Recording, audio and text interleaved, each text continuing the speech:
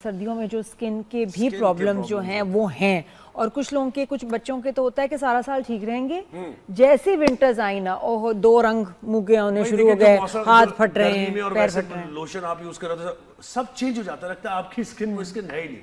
सर्दियों के लिए मुख्तलिफ लोशंस हैं और अजीब सा कुछ फटी फटी सी स्किन है, आपने ज्यादा हाथ धो लिए तो वो प्रॉब्लम है आपको। ये जो सर्दी और ये जो ड्राइनेस है स्किन पे, कुछ बच्चों के, कुछ लोगों के बहुत बुरा रिएक्ट करती है। अब हम एक्सपर्ट है नहीं, हम सब बोलेंगे तो फिर डॉक्टर जावेद आलम ये क्या बताएंगे? मेन तो इनको पता है, सारे केस तो इनके पास, हम भी लेके जा रहे होते हैं अपने घर के केसेस। इनके पास इतने कमाल डर्मेटोलॉजिस्ट हैं माशाल्लाह, प्राइड ऑफ पाकिस्तान हमारे। कैसे हैं डॉक्टर साहब? डॉक्टर जावेद आलम, अस्सलाम वालेकुम, गुड मॉर्निंग, कैसे? बहुत बहुत शुक्रिया, बहुत बहुत शुक्रिया भाई।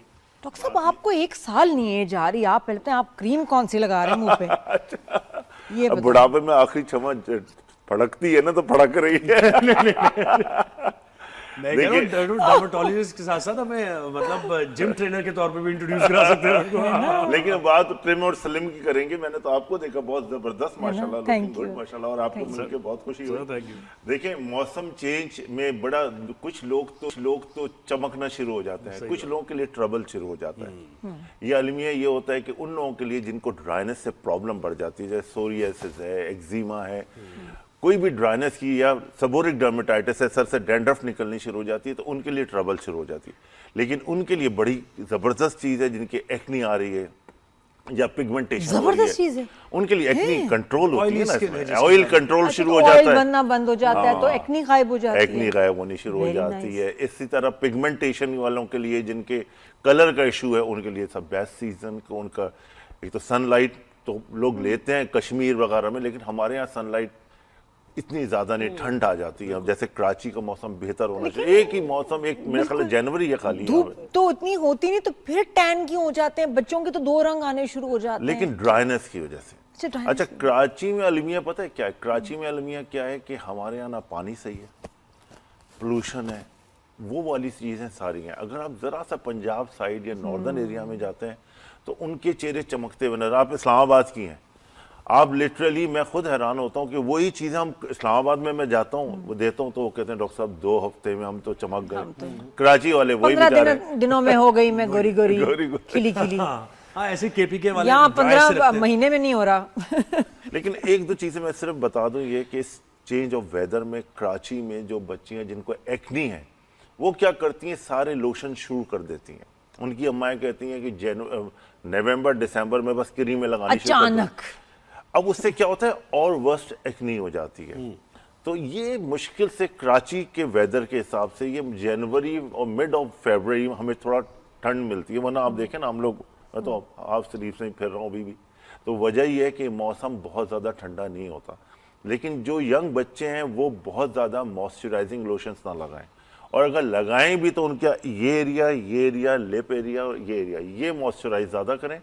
चीक्स, फोरहेड एंड चिन ना करें, क्योंकि यहां सबीशियस एक्टिवेशन है जहां ऑयल सिक्रीट हो रहा होता है।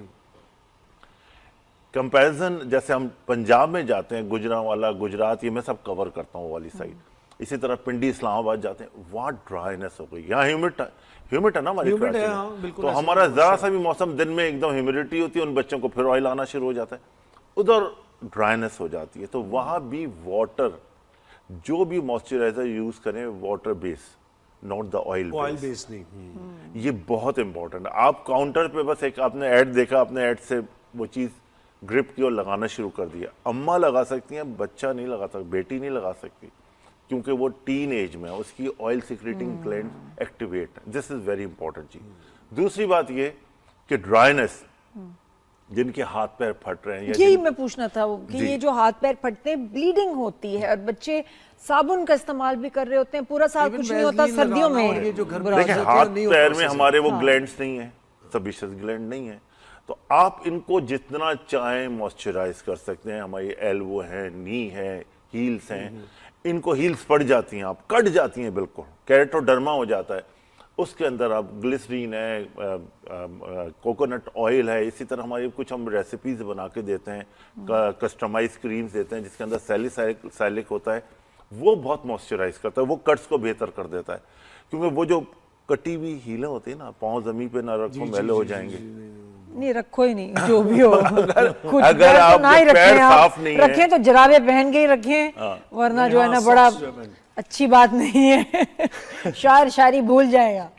देखिए चेहरा हम चमका के रखें, पहली नजर वही जाती है। और पहली नजर जाती है। पहले तो रिश्ते इस पे ही होते थे, पैरों पे। तो भाई पहले बाद में पछता रहे यार, मैं ऊपर भी देख, पहले तो ऊपर तो हिजाब होता था ना, ऊपर भी देख लेता काश।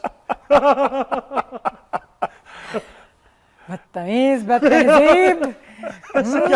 ये बात है हकीकत है। नहीं, नवाब साहब जो है वो तो सिर्फ पैरों पे गए थे ना, वो रिश्ते ही उसमें गया था। तो हकीकत है कि औरत का पैर बहुत साफ होना चाहिए।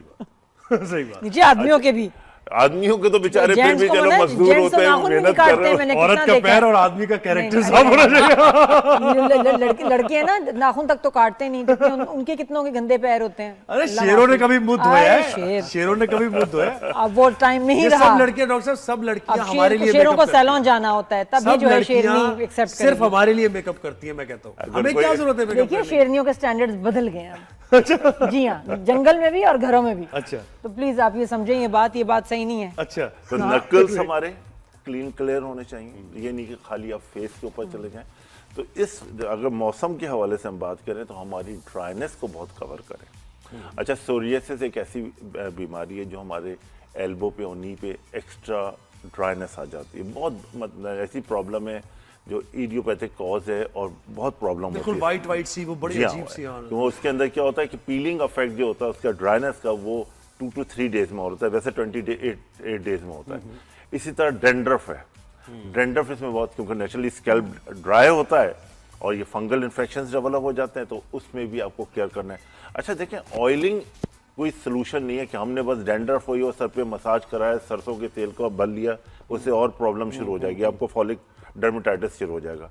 आपको ड्राइनेस है, अगर एक्स्ट्रा डेंड्रफ है और वेट डेंड्रफ है, ड्राई डेंड्रफ है, आपको आजकल ड्राई डेंड्रफ होती है, उसमें आपको ट्रीटमेंट लेना पड़ता है, इवन फंगल ट्रीटमेंट लेना पड़ता है। अगर आप फंगल ट्रीटमेंट नहीं ले रहे हैं तो डेंड्रफ खत्म नहीं होगा। और हेयर फॉल होगा तेजी के साथ। ऑफ कोर्स आपका फॉलिकल डैमेज हो रहा है, उसकी ग्रोथ में प्रॉब्लम हो रही है, तो नेचुरली फंगस लग रहा है तो वो प्रॉब्लम होगी। मलेरिया फरफर एक फंगल इन्फेक्शन है, वो रूट पे लग जाता है, वो रूट पे लगेगा तो हेयर फॉल होगी। तो आपको सबसे पहले लोग हेयर फॉल के लिए जो आते हैं, मैं कहता हूँ सबसे पहले अपनी फंगल को तो सही करो, अपनी डैंड्रफ को तो सही करो। आप अगर डैंड्रफ सही नहीं करो, कैसे पता चले कि ये डैंड्रफ नहीं है, फंगल है? डैंड्रफ होगी तो फंगस होगा।